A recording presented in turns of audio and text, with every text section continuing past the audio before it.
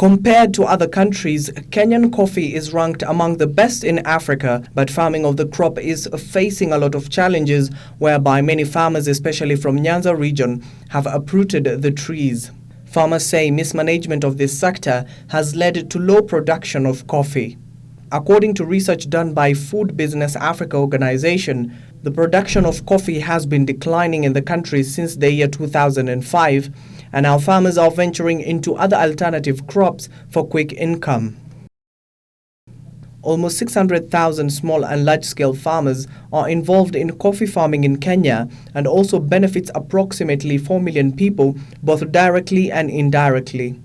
However, the value of Kenyan coffee dropped by 422 million Kenyan shillings in the year 2017 as the low-quality beans lowered the price of the beverage. Coffee prices at global market have also dropped, marking other countries growing coffee, such as Ethiopia and Tanzania, feel the heat since many farmers cannot grow the crop. Experts say climate change has also been a big challenge for the crop, with many regions producing low berries.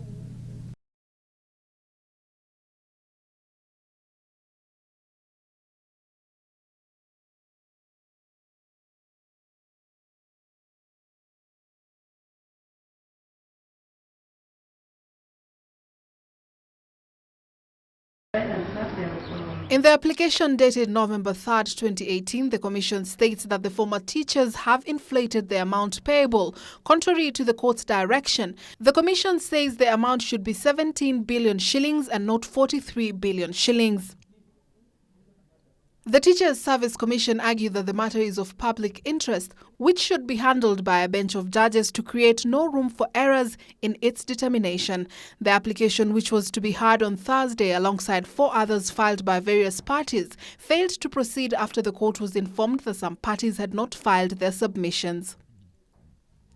TSC's lawyer Lawrence Karanja, who appeared before Justice Janet Mulwa, said he was yet to file responses to some of the applications and therefore needs more time. The court granted his request despite objection by the retiree's lawyer Dominic Kimata. Karanja, on behalf of TSC, is allowed 15 days to file his submissions and serve to various parties ahead of their highlighting, according to a ruling by Justice Mulwa, who directed that the matter be highlighted on February 13th.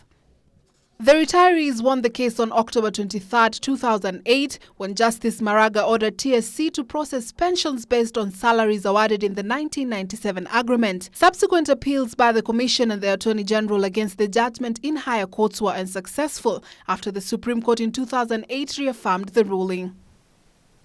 The teachers, however, moved back to court complaining that the TSC had refused to pay them, with TSC refuting the allegations, saying it had processed the claims and deposited payments at the pensions office.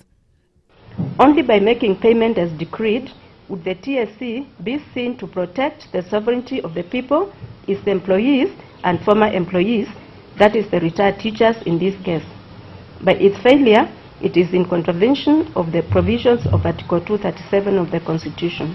Since the Supreme Court made the ruling in 2015, only 1,623 names out of the total 52,000 have been processed by the Pensions Office. Bonareri Samaha for Ebru TV.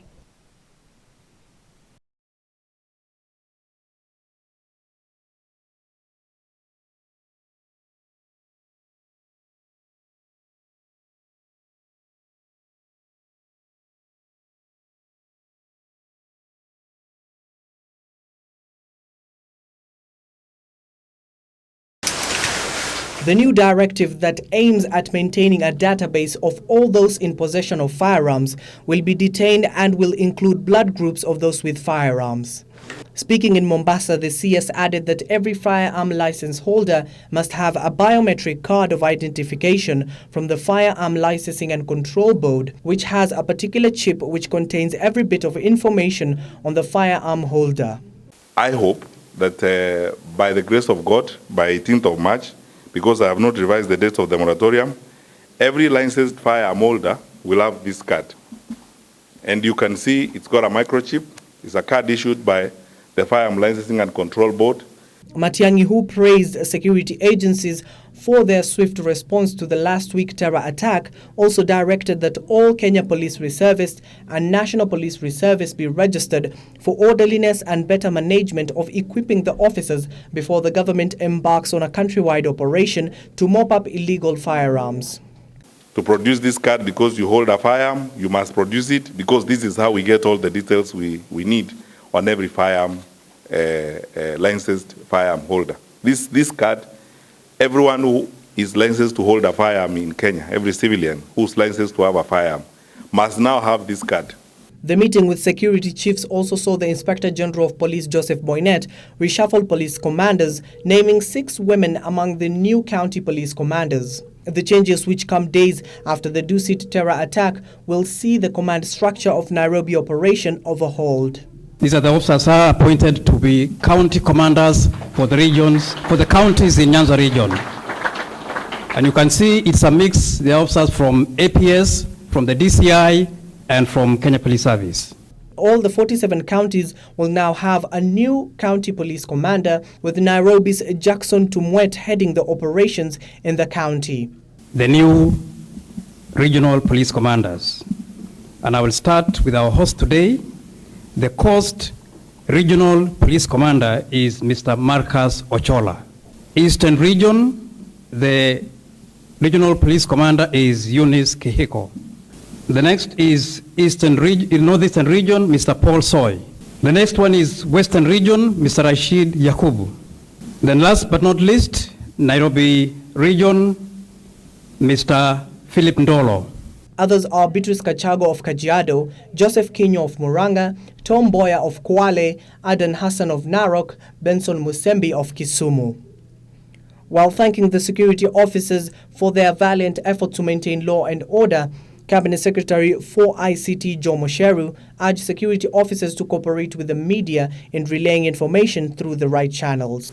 So the strategic communication mainly is to ensure that, one, we're able to plan carefully amongst ourselves to ensure that as we communicate, we're communicating one message, a clear message that all citizens will understand.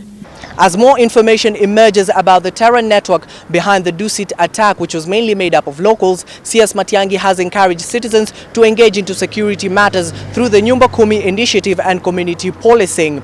He further added that the government will engage in neighborhoods and various communities across the country in policing and security initiative. Abdiaziz Hashim, Ibru TV, Nairobi.